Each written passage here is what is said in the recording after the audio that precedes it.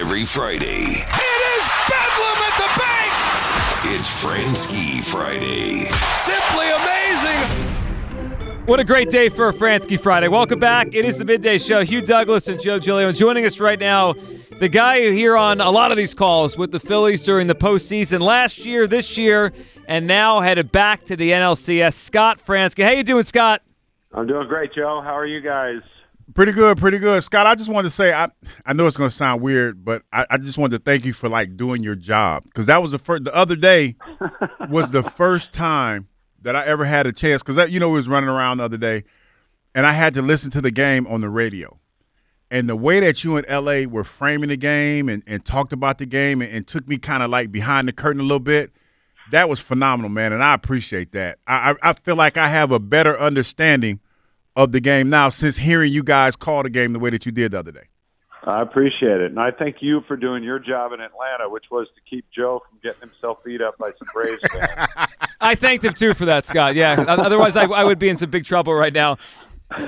Scott, last night, what an incredible moment. The deja vu from last year is there with the Phillies beating the Braves. So before we get into the team and the series and where they're going now, Scott, take us through your call and watching and the emotion of the Rojas catch, because I'll tell you, watching at home, Scott, that ball felt like it hung up for a long time. What was it like when the ball came off the bat and you calling it and realizing he did have a beat on it? It was just a matter of if he's going to make the catch or not. Yeah, I mean, it was a good catch for sure. I think I don't know. I didn't talk to him afterwards. I just so I don't know if he misread it at all. It was a little bit of a weird route, and I think that's what's kind of left it sort of hanging in the balance there till the very end. And he had to make that little jump to catch it on the track, but I couldn't help but just think about, because earlier in the day, Topper had told us about a meeting he had with Rojas, maybe pressing at the plate a little bit. And he told Johan, he said, look, and Johan had said, I just want to help the team win. And he said, well, you're going to do that, and you're going to do that with your glove. Don't worry about the offense, and don't worry because you're not coming out of the lineup. Your defense is too valuable.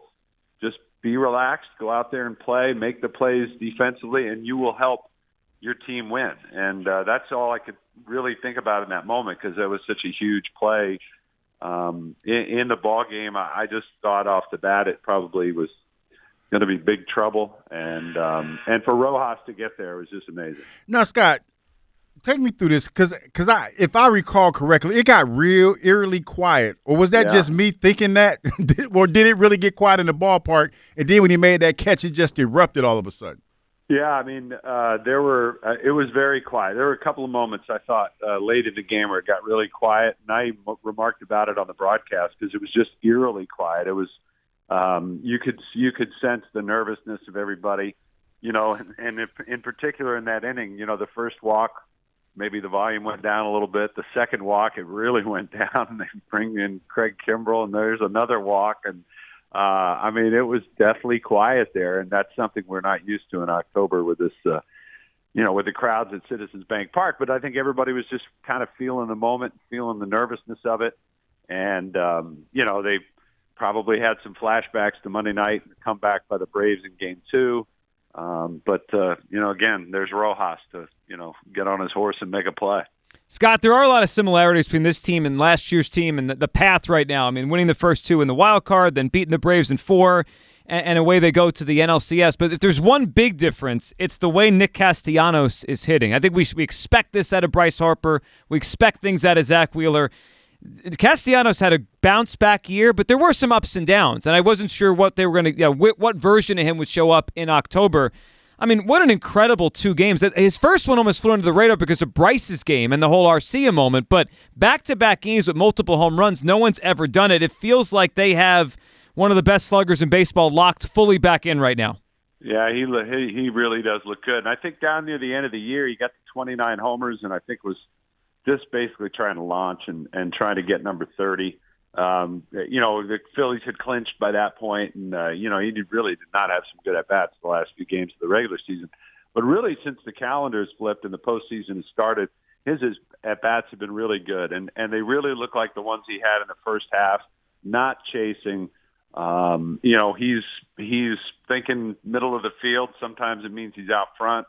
Sometimes it means he's going the other way with it. Even the ball he hit the other night in Atlanta that Harris caught for the final out for the double play. I mean, that was a really well hit ball, and I think you saw through the week and even going back to last week that the swing was different, and you're right. It's huge because Harper does Harper things, right? And Harper's the headliner, and he's the showman, and he did what he did in Game 3 to kind of give the Phillies the leg up. But I think this is a team game, and the reason you win or you don't in October is because you get contributions from everywhere because you really need it. And the pitching was unbelievable, and guys at different parts of the order all had their night. And everybody, you look up and down the roster and just about everybody made a pretty significant contribution somewhere along the way. Like Scott, I'm trying to figure out a way I could frame this, but I'm just going to kind of tell you what I feel. Like watching that game last night and just watching this team as a whole, it just feels like they're locked and loaded and they cannot be denied. And it feels like, their ultimate goal is to get to the World Series. So what do when you see this team and you see them more than I do, what is their demeanor on a day-to-day basis? Same. They're just there having fun. They're just guys having fun. They take the job seriously. They know the difference between. It's like Topper said yesterday. They know the difference between having fun and goofing off. Having fun and playing the game the right way goes a long way, and they keep each other in check. They hold each other accountable. They support each other in an amazing way. I mean, this is a lot's been made of it. Just the culture in the clubhouse, and you won't ever convince me otherwise that makes a difference in the game of baseball. Because again, not everybody, you can't just ride one superstar every single night.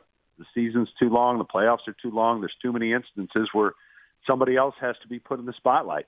And for the players to be able to go into those spots and know that not only do they have the support of their teammates, but they also know that if they fail in that moment, they'll still have the support of their teammates. And it takes some of the fear of failure out of it, right? And fear is a powerful motivator, and it can keep people down. And that's the one thing about this game that analytics cannot quantify, and that's the human heartbeat and how they're able to handle moments like that. And the Phillies, they have a group of guys that know how to do it. We're talking to Scott Franzke here as the Phillies are in the NLCS. Monday night it starts against Arizona. Scott, you mentioned analytics there and the heartbeat in the clubhouse, and it makes me think of Rob Thompson because he took over last year, did a great job to get them to the World Series.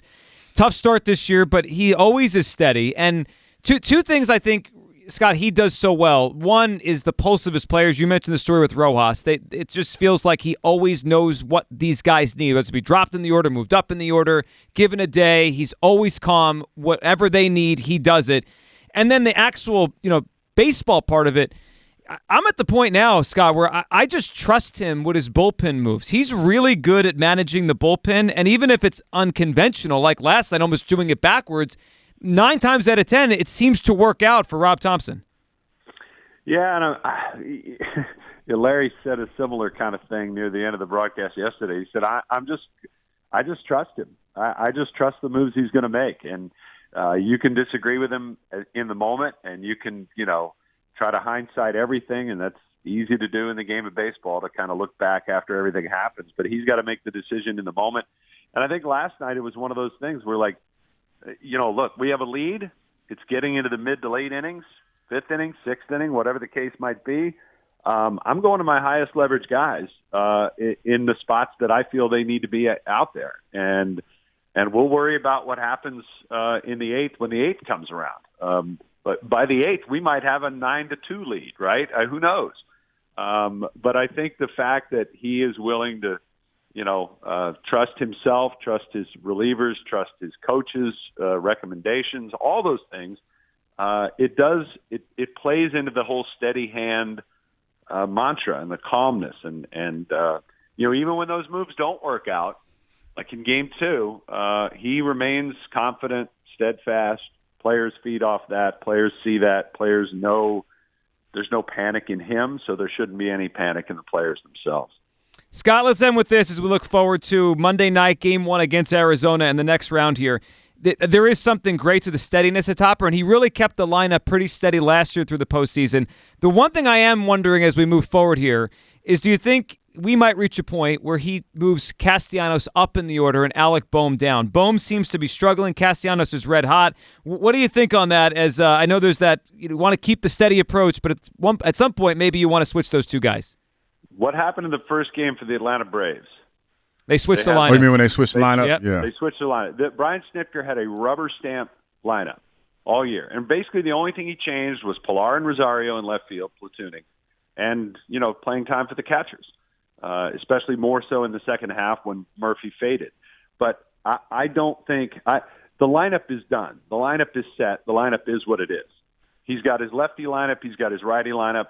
And Rob Thompson, doesn't want to overthink it. You can marginally maybe do something different, move a guy up here, move a guy up there. But anytime you do that, it sends a particular message to a player somewhere along the way. And that message may not be good. It may not be well received, whatever. I think the move has been made. The move was made earlier to drop Castellanos in the order, and he's hitting. Why mess with it, right? He's going to come up in a spot somewhere that's going to be important. They trust Alec. They trust Alec to find his way out of it. He did not have a good series, there's no doubt about it. But the lineup is what it is, and I don't think, other than the difference between facing a lefty or facing a righty, the one thing you might see there, they just don't really have a ton of left-handed pitching. It's right-handed heavy.